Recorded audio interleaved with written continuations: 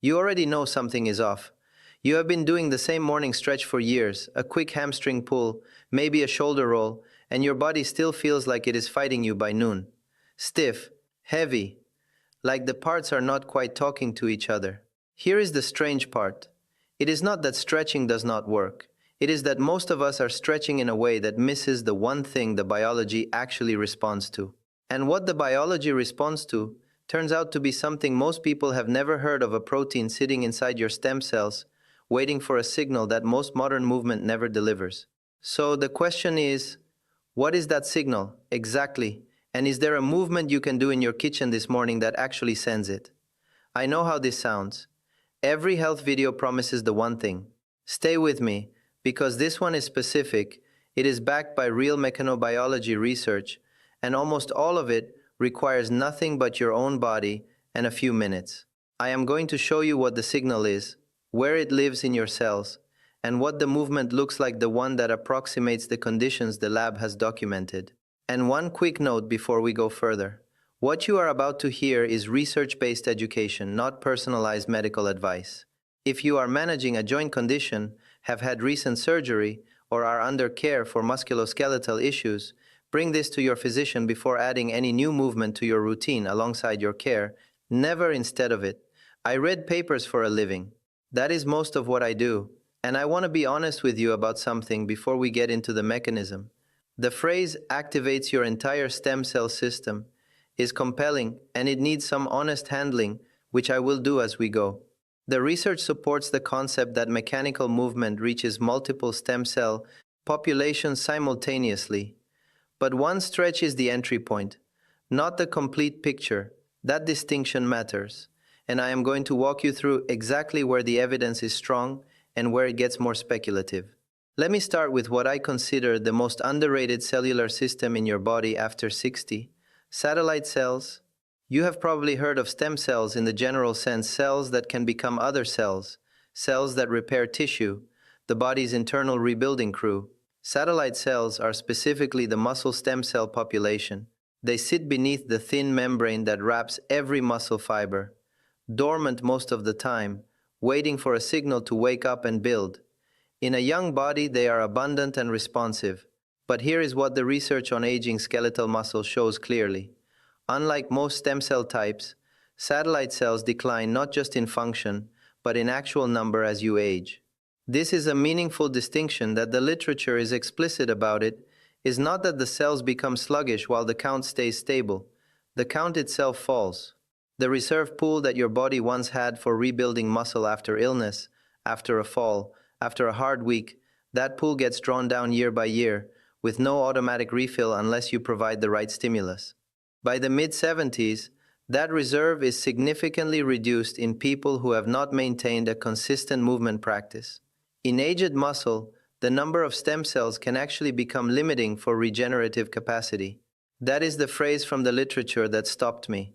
Not reduced, limiting. Meaning the repair response your body needs may be constrained, not by willingness, but by raw supply. That is the first thing worth sitting with. The capacity for repair is not gone, but it is no longer something you can take for granted. And that is actually the opening, not the dead end. Because the signal that wakes those cells up, and that keeps the pool from declining further, is something researchers have been able to isolate and study at the molecular level. The signal is mechanical. It is physical tension across tissue, and what determines whether that tension reaches the cells that need it is not how hard you work out. It is the type of movement, the quality of the loading, and whether you are generating what the biology calls cyclic mechanical tension. Here is where the science gets genuinely interesting. There is a protein inside mesenchymal stem cells, the broader category that includes muscle, bone, and connective tissue precursors called YAP. Yes, associated protein. The name is not important. What it does is, YAP sits in the cytoplasm of the cell most of the time, locked out of the nucleus, where gene expression happens. Think of it like a messenger waiting outside a locked office. The messenger has instructions for building bone, for regenerating connective tissue, for differentiating into the cell type the body needs right now. But the door is locked. Under normal resting conditions, YAP stays phosphorylated, that is the biochemical equivalent of being held in the waiting room. Phosphorylation keeps YAP anchored in the cytoplasm, unable to enter the nucleus, and it does nothing. What opens the door is mechanical tension. Research published in Frontiers in Bioengineering and Biotechnology in 2023 tested exactly this. The team applied cyclic mechanical stretching to mesenchymal stem cells, cyclic meaning rhythmic, repeated loading, not a single held stretch, and tracked what happened to YAP. What they found is that cyclic stretching triggered YAP to move from the cytoplasm into the nucleus. The phosphorylation that had been keeping it locked in the waiting room was suppressed. The messenger was released. And once YAP entered the nucleus, the cells began expressing genes associated with osteogenic differentiation, the building of bone and connective tissue. To confirm the mechanism was real and not incidental, the team blocked it deliberately. They used a ROCK inhibitor, a compound that disrupts the signaling chain between the stretch signal and YAP, and when they did, two things happened simultaneously. The F-actin cytoskeletal network did not reorganize, and YAP did not move into the nucleus. No differentiation followed. That is not correlation. That is a controlled demonstration of the chain. The specific parameters in the study were 10% strain at 1 Hz, that is a rhythmic, cyclic deformation applied roughly once per second. Honest framing here. A single static stretch in your living room does not recreate laboratory conditions exactly. But what this research establishes is the principle. The cell is not responding to how far you pull it. It is responding to the rhythmic quality of the loading, the cycling of tension and release. That is the signal. And that distinction changes everything about how you stretch. The signaling chain behind this is worth understanding, because it connects to other things you may already know about cellular health. When tissue is loaded mechanically, integrin proteins on the surface of the stem cell detect the deformation. Integrins are the cell's pressure-sensitive antennae. They span the membrane and connect the outside world to the inside machinery.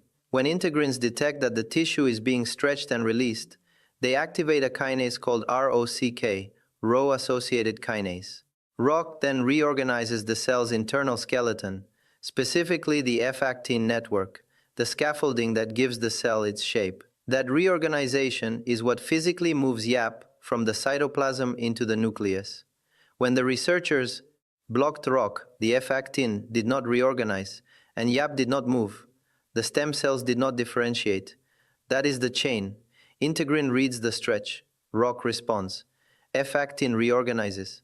YAP enters the nucleus. Gene expression for regeneration begins. The entry point for all of it is the quality of the mechanical signal the tissue receives. And there is a second consequence documented in an older but important paper: mechanical stretch preconditioning also increases the survival rate of mesenchymal stem cells under stress.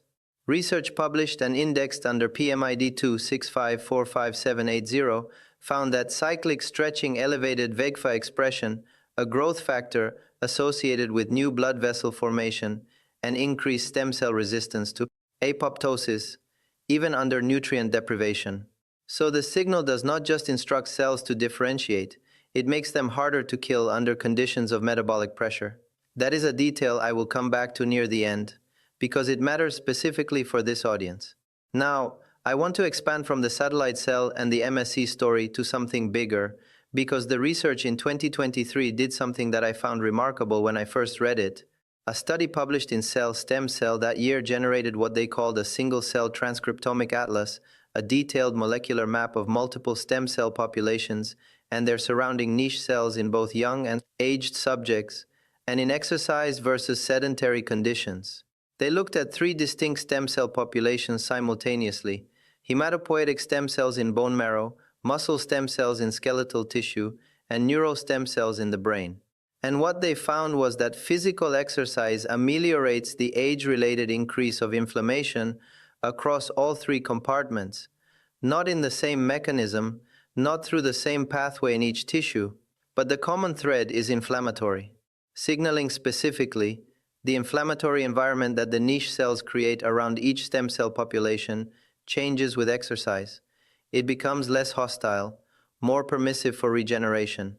That is the scientific basis for the phrase entire stem cell system in the way I want to use it honestly.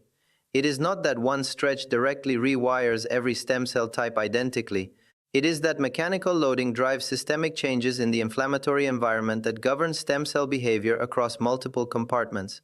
The muscle cell responds locally to the mechanical signal. The bone marrow responds to circulating signals released during movement. Neural stem cells respond to changes in metabolic and inflammatory tone. It is one input, multiple outputs, and the coordination is more elegant than any single drug we have ever designed to do the same thing. There is another layer to this that I want to name, because it is one of the things that surprised me most in the literature on aging and movement. It is the extracellular matrix. The ECM, the scaffolding that surrounds and supports satellite cells and other tissue stem cells. Research published in Skeletal Muscle established this clearly. In younger tissue, the ECM is organized and relatively permissive. Stem cells can receive signals, respond to cues, and move through the matrix to reach sites of injury. With aging, that matrix changes. It becomes denser, stiffer, more fibrous. The crosslinks that hold the scaffolding together accumulate in ways that physically trap quiescent stem cells and block the paracrine signals they depend on.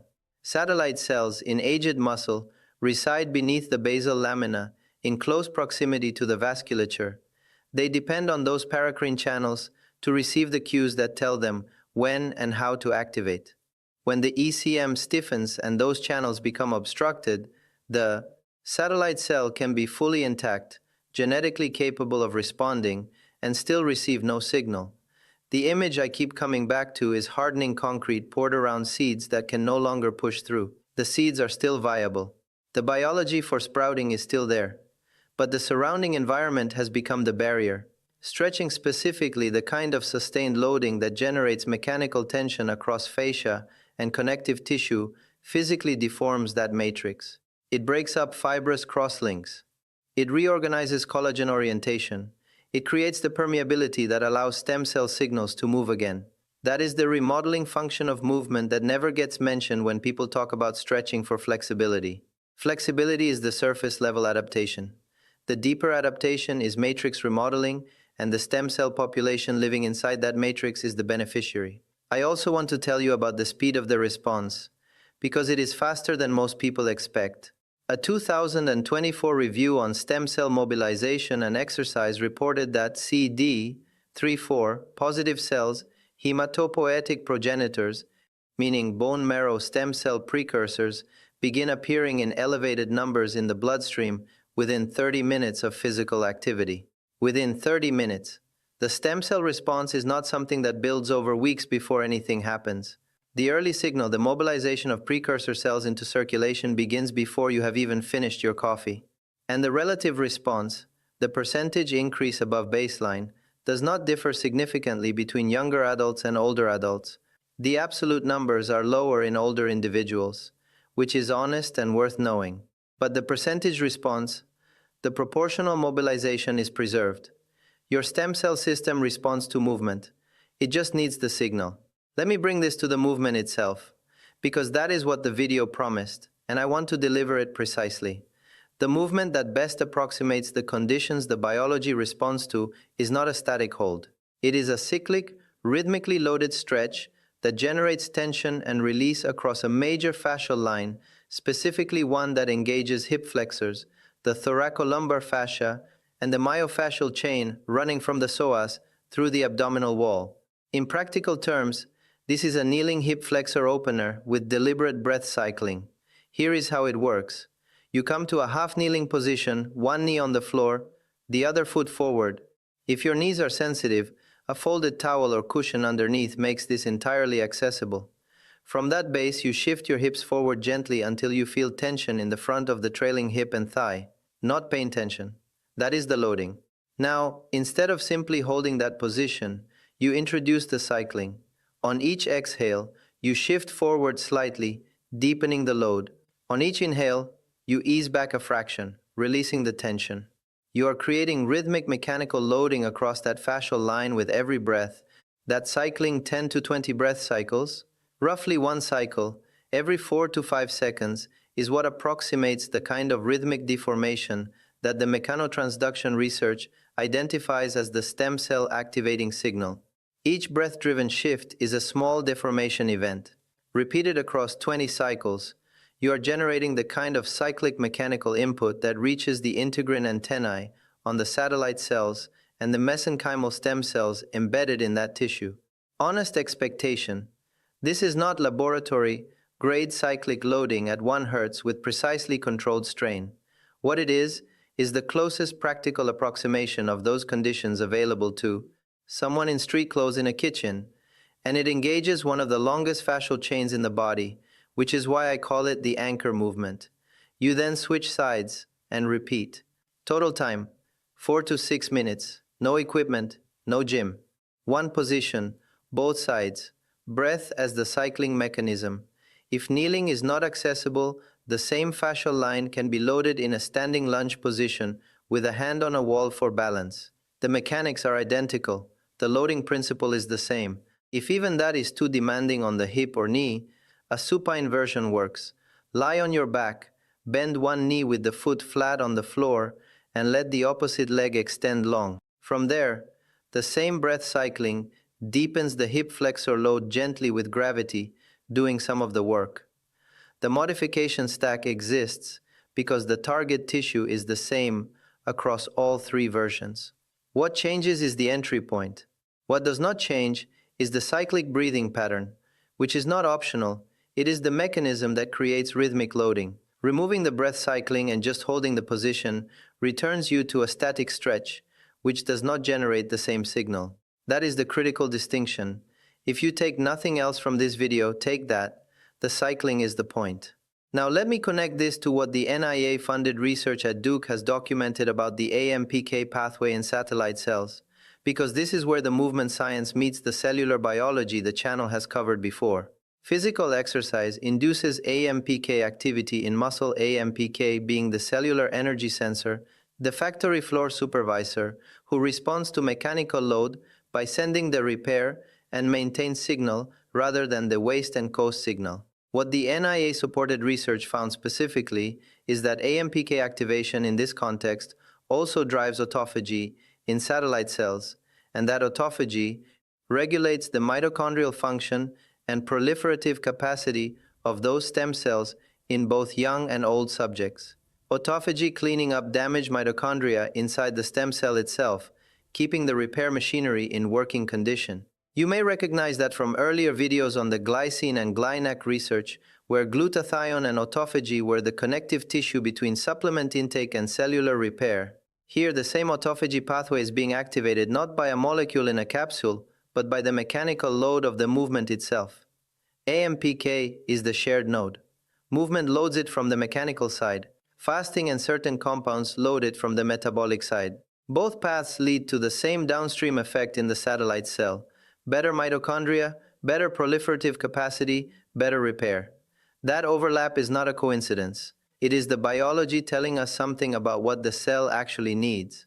The NIH and the National Institute on Aging funded this line of research specifically because the question of how to preserve satellite cell function in aging humans is a clinical priority. Reduced satellite cell number and function translates directly to increased fall risk, slower recovery from hospitalization, and loss of the independence that this audience rightly considers non-negotiable. The research is not theoretical. The stakes are that concrete. Honestly, the literature is not entirely settled on the dose question. How many minutes of cyclic loading? How many days per week? What level of tension is actually sufficient to drive meaningful YAP translocation in a 68-year-old with denser ECM than a lab-cultured MSC? That precise calibration is still being developed. I have changed my read on this twice in the last year. Earlier, I would have said 5 minutes of any deliberate stretching was enough. Now I think the rhythm matters more than the duration, and I think the fascial chain selection matters more than either. The kneeling hip flexor opener loads the longest and most systemically relevant fascial line in the body. The psoas connects the lumbar spine to the femur and sits in direct anatomical relationship to the thoracolumbar fascia, which in turn communicates with the paraspinal muscles, the diaphragm, and the abdominal wall. That interconnection is why this one movement generates tension across a broader tissue system than a hamstring pull or a shoulder circle. But I want you to know the honest boundary. The evidence is strong that cyclic mechanical loading activates YAP and mobilizes satellite cells. The evidence that this specific movement for this specific duration in older adults produces measurable changes in stem cell number or function, that precise human clinical data is still accumulating. What exists is the mechanism, the population-level evidence from lifelong exercisers, and the CD34 mobilization data. The connective line between them is strong. But it is a line I am drawing with some epistemic humility, not a completed circle. Research published in the Journal of Physiology in 2022 compared 16 elderly lifelong recreational exercisers against age-matched sedentary controls and young subjects. The lifelong exercisers preserved satellite cell content that sedentary peers of the same age had lost. That is the human-level evidence, not a drug trial, not a supplement study. People who had kept moving through their decades retained a stem cell reservoir that sedentary individuals the same age had depleted. The preservation was not total aging, take something regardless. But the exercisers had meaningfully more, and they demonstrated superior muscle function under challenged conditions. That second finding matters. It is not just a count on a tissue sample, it is Prosley's functional muscle performance in the real world, associated with a preserved stem cell reserve. That finding does not prove that starting movement at 65 catches you all the way up to a lifelong exerciser. What it proves is that the satellite cell population is movement sensitive across decades. The biology is responsive. The signal works. The clinical guideline for movement in older adults, by the way, was written before this mechanobiology was understood in any useful detail. It still says 150 minutes of moderate aerobic activity per week, which is good advice and not wrong, but it says nothing about fascial loading, cyclic mechanical tension, YAP signaling, or satellite cell preservation. The training is slow to catch up to what the lab has established. A 12-minute appointment does not have room for this. That gap is what this channel exists to fill. Let me give you the practical timeline, because the research supports a reasonable expectation window. In the first 1 to 2 weeks, what you are likely to notice is not stem cell activation. You will not feel your YAP translocating. What you will notice is that the fascia in the hip flexor chain begins to change its texture and response. Morning stiffness may ease slightly. Range of motion in the first steps of the day may improve. That is the ECM beginning to respond to the mechanical input, the matrix remodeling starting. The collagen fibers, which had accumulated dense fibrous crosslinks over years of sedentary hours, begin to reorganize. This is not imagination. It is the mechanical biology of connective tissue doing what it does when it receives a consistent load signal. By weeks 4 to 6, if the movement is consistent both sides, every day or every other day, with the breath cycling, the satellite cell environment has had enough cumulative mechanical input to reflect in the kind of functional muscle quality measures the research tracks. Faster recovery from effort, less soreness after a longer walk than usual, more confidence in the first few steps on an uneven surface. By months 2 to 3, the systemic element becomes more relevant. The inflammatory environment in the stem cell niche, which is what the Cell Stem Cell 2023 paper documented changing with exercise, takes this kind of time horizon to shift meaningfully. The single-cell transcriptomic data showed that the niche cell composition itself changes. The cells that surround and instruct hematopoietic, muscle, and neural stem cells become less inflammatory dominant with consistent physical activity. That is not a change that registers in 2 weeks. It is a gradient that moves with consistency over months. The research on lifelong exercisers is telling you that the gradient, maintained for years, produces a measurably different stem cell landscape at 70 than the one that develops in sedentary aging. You are not starting from zero. You are redirecting a system that still responds. If you want the structured version of this, the full 30-day calendar that takes what I have walked through here and across the channel and turns it into a printable protocol with timing and progressions, the mitochondrial reset protocol is the deliverable. Linked in the description below this video. If this kind of breakdown is useful to you, the subscribe button is where it always is. One click tells the algorithm to put the next research video in your feed. And if someone in your life is still stretching in static holds and wondering why nothing is changing, this is worth sending to them. not as a correction, just as information. One more thing I want to leave you with before the close. There is a finding in the mechanical stretch literature that does not get enough attention, and it is this: stretch preconditioning, loading stem cells mechanically before they are needed, increases their survival rate under stress conditions. Research on mesenchymal stem cells showed that cyclic stretch elevated VEGF expression and increased the resistance of those cells to apoptosis, even under nutrient deprivation. What that means in plain language for someone over 60, a body that has been consistently mechanically loaded has stem cells that are more likely to survive and perform when the body is under metabolic pressure, illness, a period of reduced eating, recovery from surgery. The movement is not just about building, it is about preserving the reserve through adversity.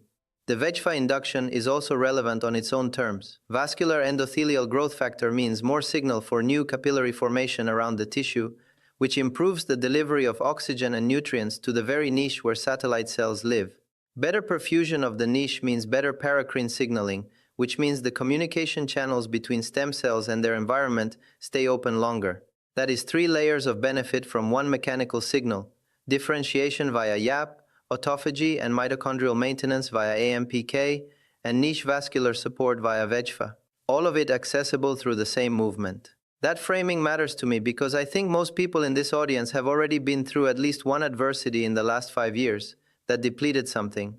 The reserve is not infinite, but it is renewable. And the renewal pathway is this simple: cyclic tension, consistent days, the right fascial chain, the kneeling hip flexor opener, both sides, 20 breath cycles, every day or nearly every day. That is the movement. That is the signal. That is what the biology responds to. Same body, different decade, new evidence.